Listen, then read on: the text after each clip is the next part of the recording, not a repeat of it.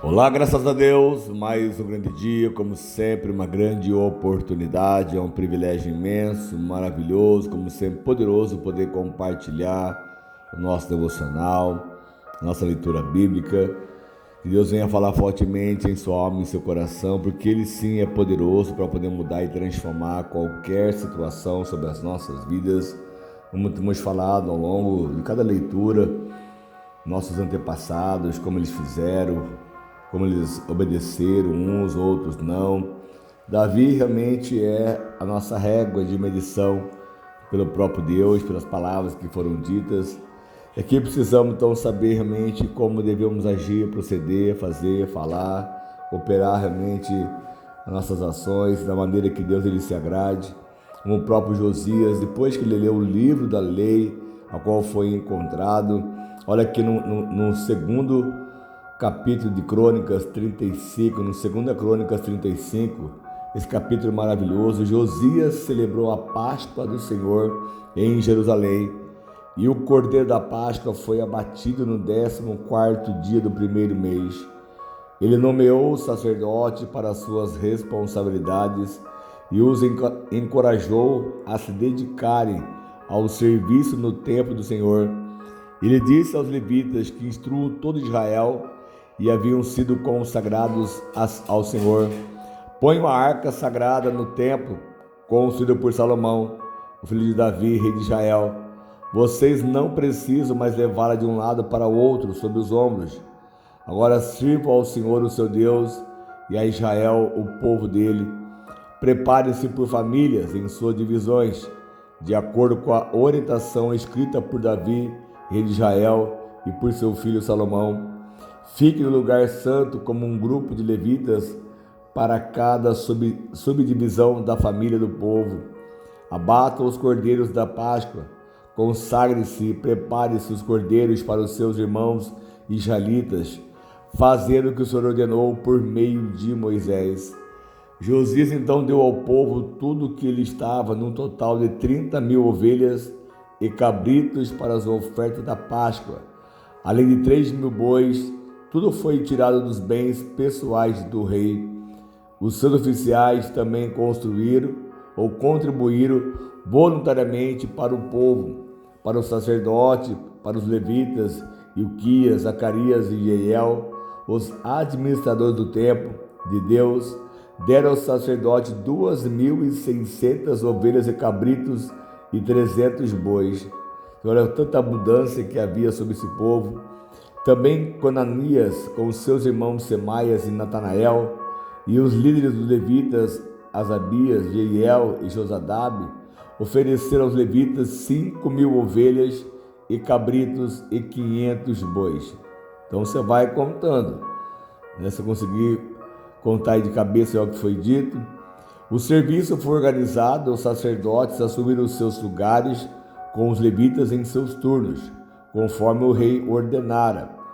Os cordeiros da Páscoa foram abatidos, os sacerdotes aspergiram o sangue que lhes fora entregue, enquanto os levitas tiravam a pele dos animais. Eles separavam também os holocaustos para dá-los aos grupos das famílias do povo, para que elas oferecessem ao Senhor conforme está escrito no livro de Moisés. E fizeram assim o mesmo com os bois. Assaram os animais da Páscoa sobre o fogo, conforme prescrito, cozinharam as ofertas sagradas em potes, caldeirões e panelas e serviram rapidamente todo o povo. Depois disso, os levitas prepararam a parte deles e dos sacerdotes, pois esses, descendentes de Arão, ficaram sacrificando os holocaustos e as porções da gordura até o anoitecer. Foi por isso que os levitas prepararam a parte deles e a dos sacerdotes, descendentes de Arão.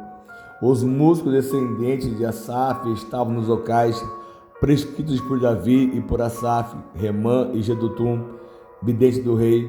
Os porteiros que guardavam cada porta não precisaram deixar os seus postos, pois os seus colegas levitas prepararam as suas ofertas para eles. Assim, naquele dia, todo o serviço do Senhor foi executado para a celebração da Páscoa e para a apresentação de holocausto no altar do Senhor, conforme o rei Josias havia ordenado. Os israelitas estavam presentes, celebraram a Páscoa naquele dia e durante 7 dias celebraram a festa dos pães sem fermento. A Páscoa não havia sido celebrada dessa maneira em Israel desde os dias do profeta Samuel, e nenhum dos reis de Israel havia celebrado uma Páscoa como esta, como fez Josias com os sacerdotes, os levitas e todo Judá e Israel, que ali estavam com o povo de Jerusalém. E esta Páscoa foi celebrada no 18º ano do reinado de Josias. Olha só que maravilha, né? Como a pessoa ela tem um temor ao Senhor, como Josias buscou a Deus. Josias começou a temer o Senhor, começou a entender a palavra, fez conforme tudo ordenava. Eu vejo aqui esse povo, os levitas, os sacerdotes, os consagrados, como eles conseguiam realmente fazer dessa forma, num só dia praticamente. Imagine 2.600 ovelhas, cabritos e 300 bois, que realmente os oficiais também contribuíram, fora, além das 3.000 ofertas de boi, que foi colocado do próprio bem pessoal do rei, as 30.000 ovelhas e cabritos para a oferta da Páscoa. Então, eu imagino matar 30.000 ovelhas, 3.000 bois, mais depois do que foi colocado mais 2.600 ovelhas, ou seja, mais de 6.000 ovelhas praticamente, fora os bois, os carneiros, enfim. O serviço foi organizado, os sacerdotes assumiram seus lugares com levitas em seus turnos, conforme o rei tinha ordenado. Eles eram abatidos os cordeiros. Imagine matar 6.000 cordeiros num só dia. Imagine só o trabalho que esses homens tiveram que fazer, esses sacerdotes, levitas, enfim, para poder realmente tirar olha aqui, enquanto os levitas tiravam a pele dos animais, eles separavam também os holocaustos para dar-os aos grupos das famílias. Então tudo era uma organização, uma forma tão tamanha de fazer realmente isso acontecer, preparar todo o holocausto, fazer o sacrifício, limpar, preparar cada oferta. Meu Deus, olha só a situação. E assim assaram os animais da Páscoa sobre o fogo, conforme prescrito, conforme Moisés ele deixou claro. Está ali em Êxodo 12, conforme tinha que ser feito.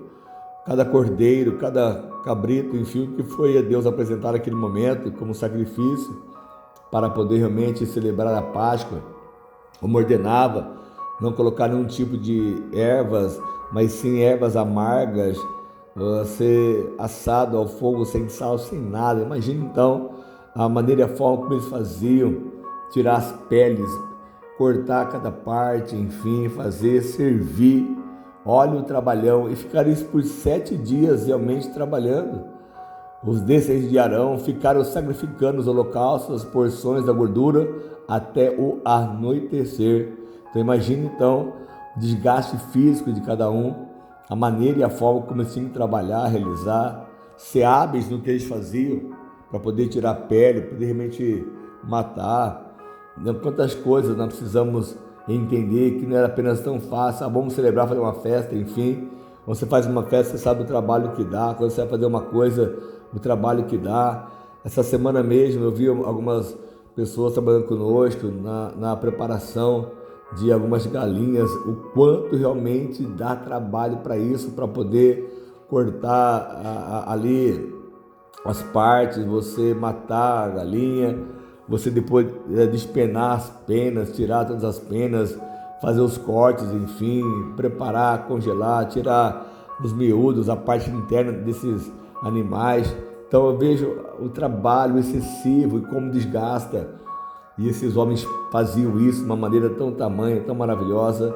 E esta foi a Páscoa que foi celebrada no 18º ano do rei Josias. Nunca tinha sido feito isso desde o tempo de Samuel. Olha quanto tempo se passou, quantos reinados passaram, e Josias então cumpriu esta palavra. E aqui no 20, depois que tudo que Josias fez, e depois de colocar em ordem o templo, Neco, o rei do Egito, saiu para lutar em Carquemes, junto ao Eufrates, e Josias marchou para combatê-lo. Neco, porém, enviou-lhe mensageiro dizendo: não interfiras nisso, ó rei de Judá. Dessa vez não estou atacando a ti, mas a outro reino com o qual estou em guerra.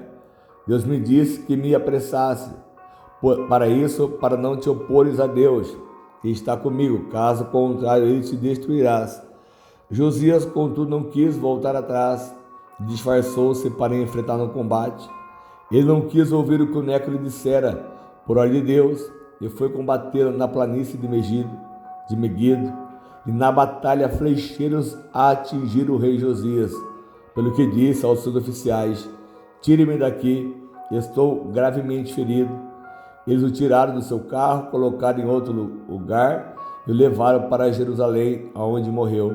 Ele foi sepultado nos túmulos dos seus antepassados, e os moradores de Judá e de Jerusalém choraram por ele. Jeremias compôs um cântico de lamento em homenagem a Josias, e até hoje todos os cantores e cantoras homenageiam Josias em cânticos de lamento. E esse se tornou uma tradição em Israel e estão escritos na coletânea das lamentações. Os demais acontecimentos do reinado de Josias e seus atos piedosos, de acordo com o que está escrito na lei do Senhor, os seus acontecimentos do início ao fim, também estão escritos nos registros históricos dos reis de Israel e de Judá. Olha só, depois que fez tanta coisa boa, mas uma palavra que veio, por alguém que ele não realmente deu atenção, Josias não quis voltar atrás, ou seja, ele foi, até disfarçou-se para enfrentar no combate, mas uma flecha veio, ele o feriu e ele morreu. Então ele não ouviu, para que não fosse de uma forma para poder interferir nisso, mas ele foi, ele não quis dar ouvido ao que o Neco disse, o rei do Egito, porque ele disse: olha, Deus me disse, não vá, porque essa guerra não é contigo, não se apresse para isso, não é para você se opor a Deus. Mas então, ele, caso contrário, você será destruído. Ele não deu ouvido a isso, e como Deus, ele cumpre com a sua palavra. Nós precisamos estar muito atentos a isso, para não sermos roubados, não sermos saqueados, envergonhados, mas sermos transformados pelo nosso próprio Deus, porque Ele é fiel para isso e muito mais. Amém? Em nome de Jesus.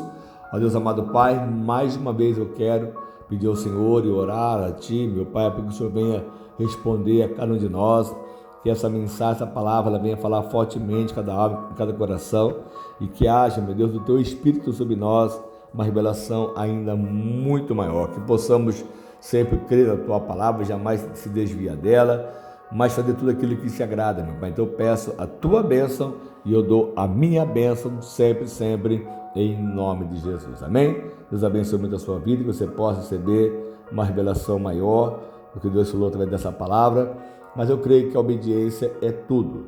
Devemos obedecer ao Senhor em tudo que nós fomos fazer em nome de Jesus. Amém? Deus te abençoe muito e prospere muito, que haja paz em seu coração e em sua alma, e que nenhum mal tenha o poder de impedir as suas vitórias e as suas conquistas, sempre, sempre, em nome de Jesus. Amém? Deus abençoe e fica com Deus.